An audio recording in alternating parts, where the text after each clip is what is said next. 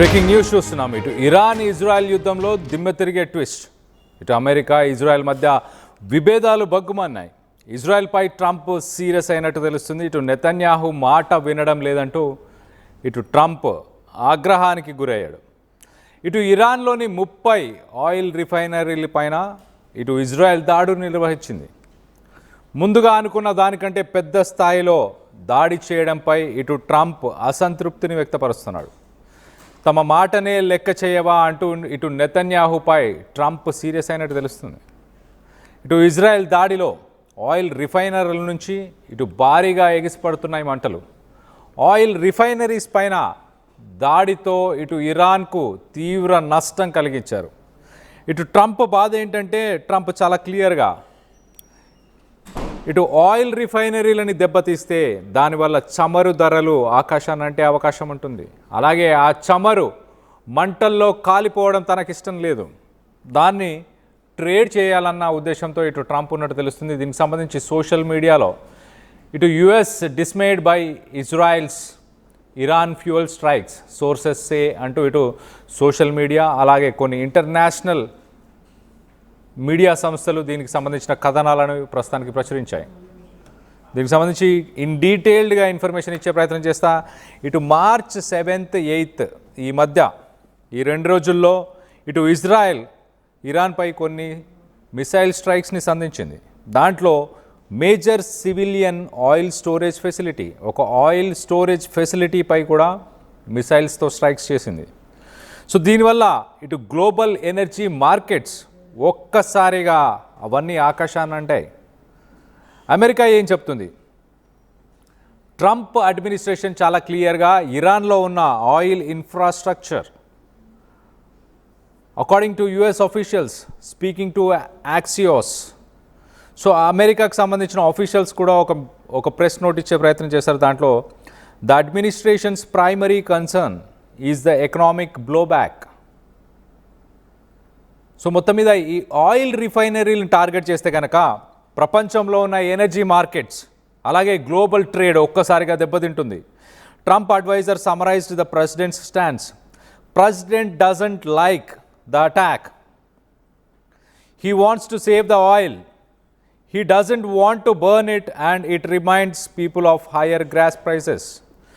ఇటు ట్రంప్కి అటాక్ చేయడం ఇష్టం లేదు, ఎస్పెషలీ ఆయిల్ని అటాక్ చేయడం ఇష్టం లేదు. ఆయిల్ని ఇలా మంటల్లో కాల్చివేయడం ఇష్టం లేదు. ఇది ప్రజలకి ఎస్పెషల్లీ ట్రంప్కి రానున్న రోజుల్లో మిడ్ టర్మ్ ఎలక్షన్స్ జరగబోతున్నాయి. ఆ ఎలక్షన్స్లో ఓట్లు వేయడానికి వచ్చే ప్రజలకి గ్యాస్ ప్రైజెస్ ఇటు పెట్రోల్ డీజిల్ ధరలే గుర్తొస్తాయి అంటూ మొత్తానికైతే ట్రంప్కి సంబంధించిన అడ్మినిస్ట్రేషన్ ఒక స్టేట్మెంట్ కూడా ఇచ్చింది. ఇటు ఇజ్రాయెల్ ఏం చెప్పుకొస్తుంది? ఇజ్రాయెల్ మాత్రం చాలా క్లియర్గా నెతన్యాహు అలాగే ఇజ్రాయెల్ మిలిటరీ మ్యాక్సిమం ప్రెషర్ వల్లనే ఇరాన్ మెడల్ వంచొచ్చు, ఇరాన్ క్యాపబిలిటీస్ని తగ్గిస్తేనే మనకి మంచిది అంటూ ఇటు నెతన్యాహు అలాగే ఇజ్రాయలీ మిలిటరీ ఫోర్సెస్ చెప్పుకొస్తున్నాయి. నెతన్యాహు ఒక శపథం తీసుకున్నారు. విత్ ఆల్ అవర్ ఫోర్స్, తన దగ్గర ఉన్న శక్తినంతా, తన దగ్గర ఉన్న మిలిటరీ ఎయిర్ ఫోర్స్ మిసైల్స్ అన్నిటినీ వాడి ఇరాన్ ఇన్ఫ్రాస్ట్రక్చర్ని దెబ్బతీసి అలా విజయాన్ని సాధించాలి అని ఇటు ఇజ్రాయెల్ అలాగే నెతన్యాహు అంటున్నాడు. ట్రంప్ మాత్రం చాలా క్లియర్గా అక్కడ ఉన్న ఆయిల్, ఇరాన్లో ఉన్న ఆయిల్ని మాత్రం టచ్ చేయొద్దు, దాన్ని టచ్ చేస్తే బాగుండదు అంటూ చెప్పుకొచ్చే ప్రయత్నం చేస్తున్నారు. వీరిద్దరి మధ్య కొంత డిసగ్రిమెంట్ ఉన్నట్టు చాలా క్లియర్గా తెలుస్తుంది. ఇజ్రాయెల్ చేసిన ఈ స్ట్రైక్స్ వల్ల, ఆయిల్ రిఫైనరీస్ టార్గెట్ చేసుకుంటూ ఇజ్రాయెల్ చేసిన స్ట్రైక్స్ వల్ల ప్రస్తుతానికి international bench mark Brent crude, దానికి సంబంధించిన క్రూడ్ ప్రైసెస్ ఒక్కసారిగా $100 చేరుకున్నాయి. 20% ఒక్కసారిగా ఇంక్రీస్ అయ్యాయి. అమెరికా అడ్మినిస్ట్రేషన్ చాలా క్లియర్గా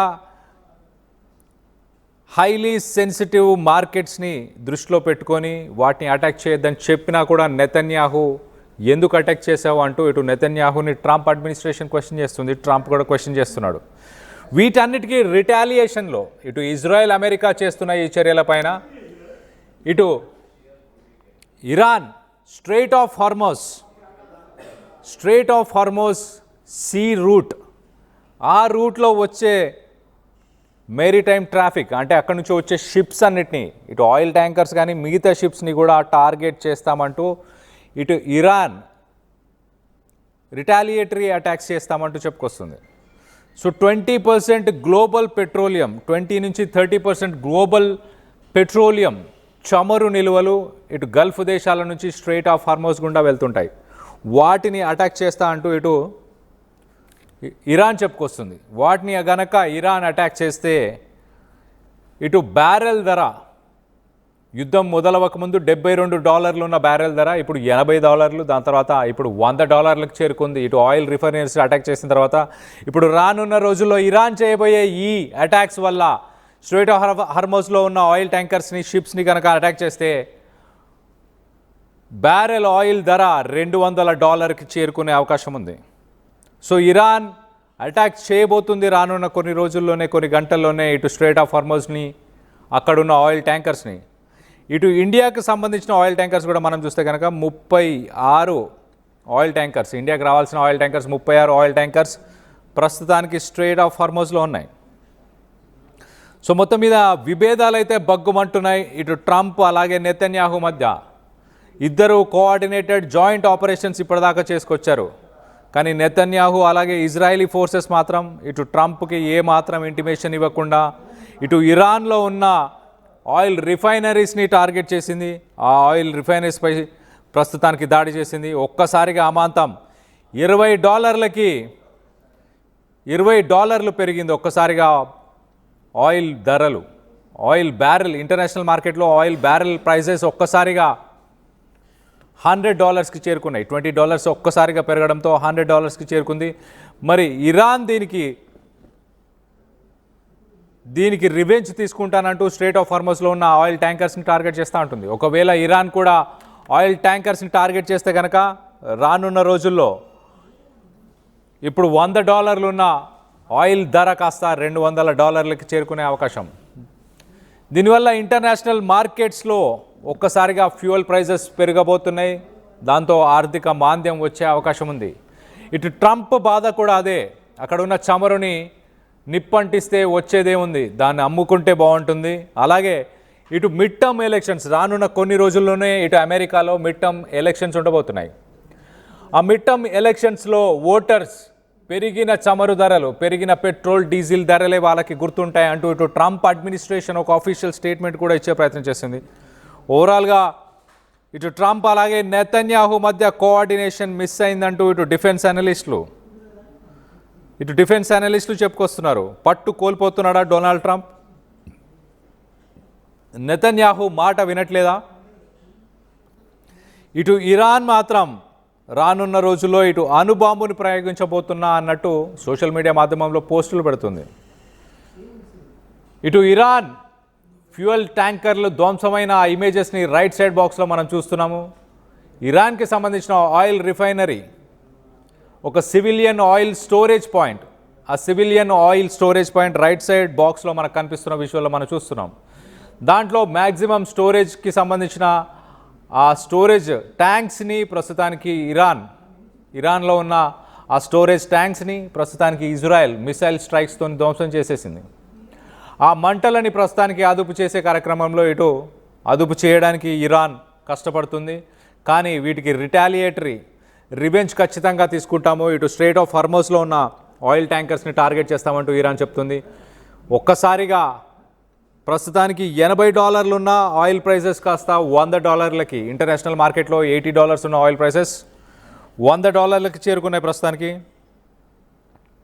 ఒకవేళ ఇరాన్ కనుక దీనికి రివెంజ్గా ఇటు స్ట్రెయిట్ ఆఫ్ హార్మోస్లో ఉన్న ఆయిల్ ట్యాంకర్స్ని టార్గెట్ చేస్తే కనుక, ఆయిల్ ట్యాంకర్స్ని టార్గెట్ చేస్తే దాదాపు $100 ఉన్న ఆయిల్ బ్యారెల్ ధర $200కి చేరుకునే అవకాశం ఉంది.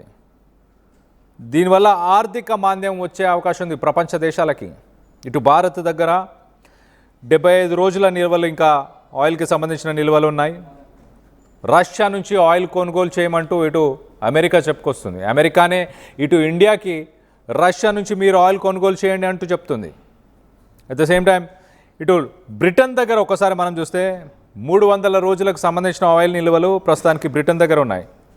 కానీ యూరోపియన్ కంట్రీస్, ఎక్కువ శాతం ఈ European countries LNG, liquefied nitrogen gas, LNG పైన డిపెండ్ అయి ఉంటాయి, ఎల్పిజి పైన డిపెండ్ అయి ఉంటాయి. అక్కడ వీధి దీపాలు, అక్కడ స్ట్రీట్ లైట్స్ నుంచి మొదలు పెట్టుకుంటే ఇటు అక్కడ ఇళ్లలో హీటర్స్ కావచ్చు, ఎలక్ట్రిసిటీ, ఇదంతా కూడా ఎల్ఎన్జీ ద్వారా ఇటు మిడిల్ ఈస్టర్న్ కంట్రీస్ నుంచి, అలాగే ఇటు యూరోప్ నుంచి, అలాగే ఇటు రష్యా నుంచే ఇటు యూరోపియన్ కంట్రీస్ చమురుని కొనుగోలు చేస్తున్నాయి.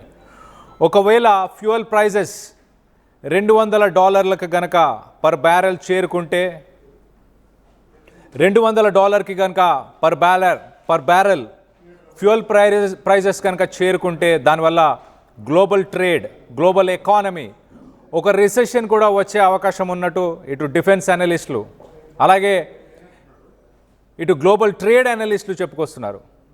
రానున్న రోజుల్లో ఏం జరగబోతుందని కొంత ఉత్కంఠమైతే నెలకొంది. మరోపక్కన ఇటు ఇరాన్ దగ్గర యురేనియంకి సంబంధించిన నిల్వలు ఉన్నాయి. 60% ప్యూరిటీ కలిగిన యురేనియం ఉంది. ఆ యురేనియంని ప్యూరిఫై చేస్తూ ఒక అణుబాంబుని తయారు చేయబోతున్నారు అంటూ ఇటు ఇరాన్ పోస్టులు పెడుతుంది. ఇరాన్ అయతుల్లా ఖమేనీ చనిపోయిన తర్వాత వారం రోజుల తర్వాత తన ఆఫీషియల్ ట్విట్టర్ అకౌంట్ నుంచి ఒక పోస్ట్ని పెట్టడం జరిగింది.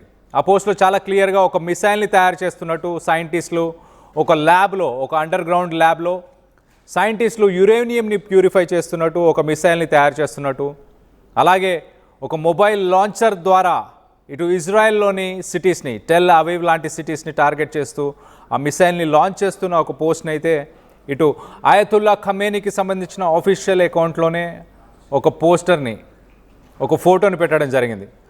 సో ఒక పక్కన ఇటు ఇజ్రాయెల్, అలాగే అమెరికా, ఇటు ట్రంప్ అలాగే నెతన్యాహు ఇద్దరి మధ్య కొంత విభేదాలు, ఎలా స్ట్రైక్స్ చేయాలి, ఎలాంటి టార్గెట్స్ని స్ట్రైక్ చేయాలి అన్న దానిపై కొంత విభేదాలు అయితే ఉన్నాయి. ఇటు అమెరికన్ గవర్నమెంట్, ఇటు ట్రంప్ అడ్మినిస్ట్రేషన్ కూడా చాలా క్లియర్గా ఆయిల్ని మేము సేవ్ చేయాలనుకుంటున్నాము, ఆయిల్ని ఇలా మంటల్లో కాల్చాలన్నది ఇటు ప్రెసిడెంట్ ట్రంప్ ఉద్దేశం కాదు అంటూ చాలా క్లియర్గా ఇటు ట్రంప్ అడ్మినిస్ట్రేషన్ కూడా చెప్పుకొచ్చే ప్రయత్నం చేసింది. సో మొత్తం మీద రానున్న రోజుల్లో ఏం జరగబోతుంది? ఇటు ఇరాన్ స్ట్రేట్ ఆఫ్ హార్మస్లో ఉన్న ఫ్యూయల్ ట్యాంకర్స్ని, ఆయిల్ ట్యాంకర్స్ని టార్గెట్ చేయబోతుందా? ఒకవేళ టార్గెట్ చేస్తే ఆర్థిక మాంద్యం వచ్చే అవకాశం ఉంది. Global trade, energy sector, global economy ఇవన్నీ కూడా ఇంపాక్ట్ అయ్యే అవకాశం ఉంది. మరో పక్కన ఇరాన్ ఒకవేళ స్ట్రేట్ ఆఫ్ హార్మస్ని కాకుండా ఒక న్యూక్లియర్ బాంబ్ని కనుక ఇజ్రాయెల్ పైన ఎక్కువ పెడితే ఎంతో ప్రాణ నష్టం. అలాగే ఒకవేళ న్యూక్లియర్ బాంబ్ ప్రయోగిస్తే అమెరికా దాని తర్వాత తన దగ్గర ఉన్న న్యూక్లియర్ బాంబ్స్ని ఇటు ఇరాన్ పైన ప్రయోగించే అవకాశం ఉంది. సో మొత్తం మీద రానున్న కొన్ని రోజుల్లో ఏం జరుగుతుంది అన్న ఆందోళన ఇటు ప్రపంచవ్యాప్తంగా ఉన్న దేశాల్లో ఉంది. గ్లోబల్ ఎకానమీ కొలాప్స్ అయ్యే అవకాశం ఉంది, రిసెషన్ వచ్చే అవకాశం ఉంది, గ్లోబల్ ట్రేడ్ని ఇంపాక్ట్ చేయొచ్చు, ఎనర్జీ సెక్టార్స్ని కూడా ఇంపాక్ట్ చేయొచ్చు. ఇరాన్ దగ్గర ఉన్న రిజర్వ్స్ కావాలంటున్నాడు ట్రంప్, అనుబాబు ఉందంటూ ఇటు ఇరాన్ చెప్పుకొచ్చే ప్రయత్నం చేసింది. ఓవరాల్గా దీనికి సంబంధించి మీరేమనుకుంటున్నారు? ట్రంప్, నెతన్యాహు ఇద్దరి మధ్య చెడిందనుకుంటున్నారా? అమెరికా అలాగే ఇజ్రాయెల్ మధ్య టర్మ్స్ అండ్ కండిషన్స్ మారిపోయాయి అనుకుంటున్నారా? దీనికి సంబంధించి మీ అభిప్రాయాలు ఏంటనేది కింద కామెంట్ రూపంలో తెలియపరచండి.